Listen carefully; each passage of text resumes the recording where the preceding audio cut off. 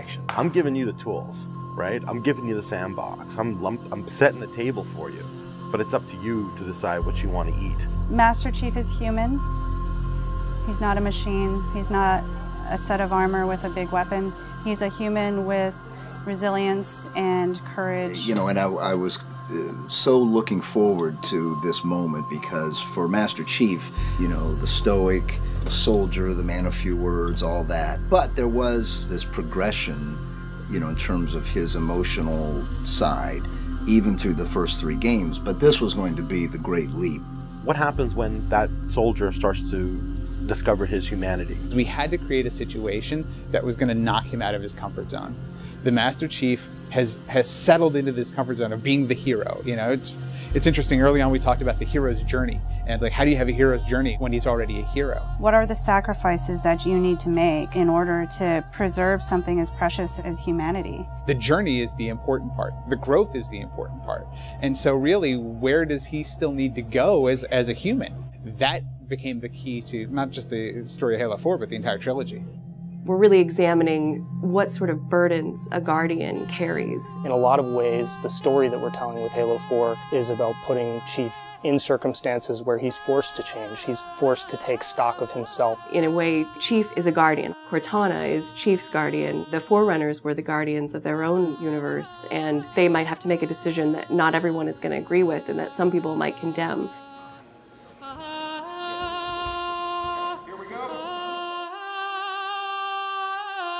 It's almost like you're a little kid and you're just playing make-believe again. So you imagine everything. The table's here.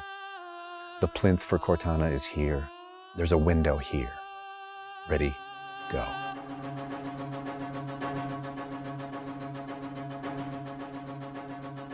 How can we immerse the player even more in this world that we've built around them? I'm not doing this for mankind. How can we have Chief have to deal with his own humanity? Everything had to be predicated by what the character needs were and what direction the characters needed to go in. The art direction specifically for Halo 4 isn't about creating an emotional tone for Halo 4, it's about creating an emotional tone for every single moment and experience that the player needs to understand. Similar to what movie said is that, you know, we build what we need to see. We can't look too far this way or it starts to fall apart. But back in here, things are looking good. Film is like, I'm going to create something and it's going to be awesome and I'm going to polish it and I'm going to own it, but I'm going to share it with you, which is very different than game storytelling, which is I'm going to give you all the tools, I'm going to give you all the possibilities, and it's up to you to discover it. Answering questions and answering the directions that the narrative had already taken defined the path forward for us as we started to tell the story. We're always telling these huge, big stories. We've got Infinity, it's the biggest ship that has ever been launched.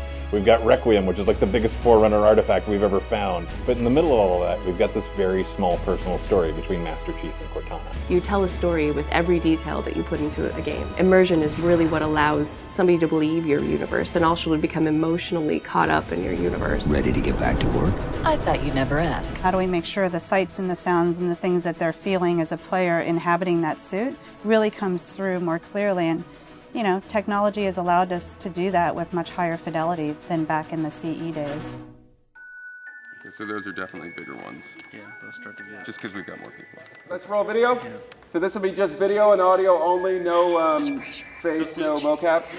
In that case, you won't mind if we return the favor. As we design these things, we put together the best plan. Until it actually touches an actor, it lacks humanity. Having the ability to work with the actors on stage, capturing their face, body, and voice at the same time, really gives us an opportunity to create an immersive experience for the actors. Working at Giant, we could have at least 8 actors in the same volume at the same time. So the objects that they're acting around and the people that they're acting with, against, through, and toward are there in the scene with them, and it makes a huge difference. We sent out a breakdown for the characters and how we wanted them to feel. We ended up getting 80 or 90 submissions back through our casting team. Casting for the Master Chief is tough. You need a performer that has a really raw physicality to him, and yet he has to, within the confines of this suit, be able to relate and relay emotion. I like to express myself. I freely do it. I wholly do it. I enjoy it. And so pulling back on all of those instincts is what's required to play him. Imagine that translating to a 3D model with huge armor, and making sure the personality of Chief's movement comes through that armor was really critical. And that really came down to Bruce's acting, his physical stature, and really his physicality as he went through all of the performance. You'll never see his face or hear his voice, but all of the other actors that are playing off of him have received so much from him in their performances, and I think that they would all agree with that. This is the low-res asset of Chief. We were afforded a little bit more budget since he's our hero. From the art process, storytelling is just about engaging the player. You don't have to answer any questions. You don't have to take them through a lot of loops of feeling. The player is engaged. I think you've got the start. So Master Chief's a difficult one because he's a dude in a helmet. There's such a, particularly in science fiction, such a fantastic history of people being completely realized as people without having their face as a tool. For us, it's making him feel like a real person. We have a nude male sculpt, and then from there we sculpt it on physically, a tech suit. And on top of this guy is when we spend time just doing all the details and trying to add some of that functionality, even little bits here and there like Braille, and this just reads 117.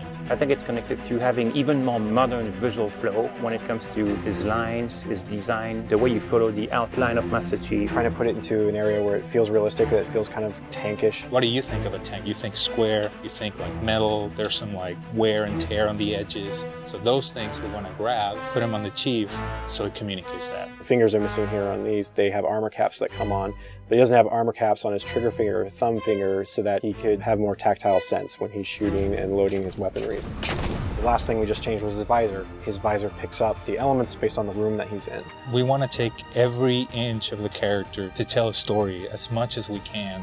Above all, he still needs to connect to the player, and they still need to understand him as being that character. It's somebody who's been very loved over the last 10 years.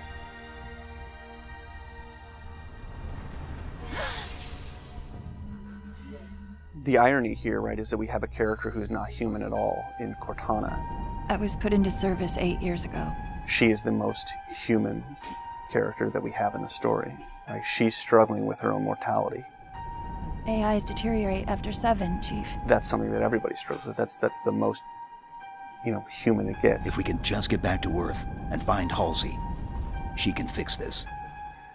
Everyone has to figure out what it means to die. She's strong, she's convicted. She herself is going through a really difficult time in understanding the things that are happening to her. We were looking for somebody who really could bring just fire and stuff that's required for some of those sequences. We needed to make sure we found someone that had some innocence to her, but also could be very strong at the same time. If you imagine that you could have 20 emotions at one time, she has that. I will not allow you to leave this planet! She's really the heart of the game and the heart of Master Chief, and explains what's going on and why it's a problem. I didn't mean to.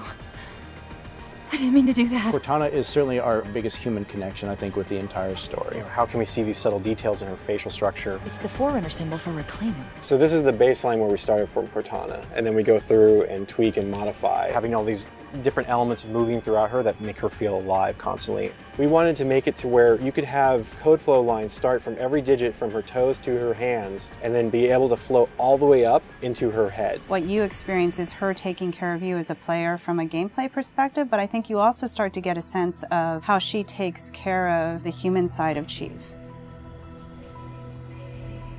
Wake me when you need me. They spotted us. Bringing Jen and Steve in and having them layer their voices over the character performances in the cinematics, that just brought the whole experience together. You look at just the number of lines that the Chief has had over the course of the franchise, and it's not a lot. How much firepower would you need?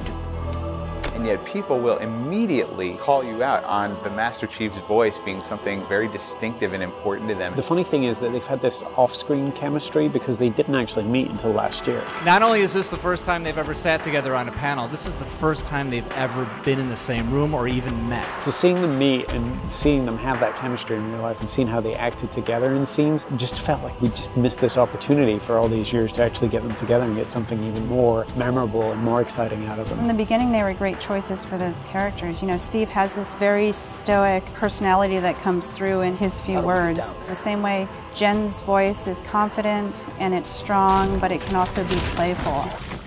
You do know you don't have to wait until the last minute just to impress me, right? In many ways, Halo 4 is the first act. We want a player to be able to ask themselves what it is to be a hero. Is the sacrifice worth it? I often think of him as like Atlas, you know, like he's got the weight of the world on his shoulders all the time. Chief and Cortana are the same person, but she has always been the reflection of his humanity. People don't play Halo to watch a soap opera, and yet you don't want to just be kind of pulp. To me, it's a natural progression of this story, and it takes this relationship to the place it should go to.